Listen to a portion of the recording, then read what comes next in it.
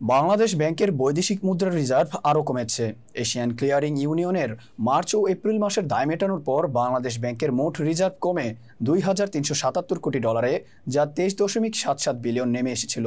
পরবর্তীতে আন্তর্জাতিক মুদ্রা তহবিলের IMF হিসাব পদ্ধতি BPM-6 অনুযায়ী বাংলাদেশ ব্যাংকের রিজার্ভ এখন $1,832 কোটি, যা 18.32 বিলিয়ন। তবে প্রকৃত বা ব্যবহারযোগ্য রিজার্ভ এখন $13 বিলিয়ন কিছুটা কম। বাংলাদেশ ব্যাংক সূত্রে এই তথ্য পাওয়া গেছে। সূত্র জানান, গত সপ্তাহে এশিয়ান ক্লিয়ারিং ইউনিয়নের বিল বাবদ রিজার্ভ থেকে $163 কোটি পরিশোধ করা হয়। এরপর রিজার্ভ কমে যায়। আগামী 30 জুন পর্যন্ত বাংলাদেশের জন্য আন্তর্জাতিক মুদ্রা তহবিলের IMF এর দেয়া নিট বৈদেশিক মুদ্রার রিজার্ভের লক্ষ্যমাত্রা ছিল $2,011 কোটি।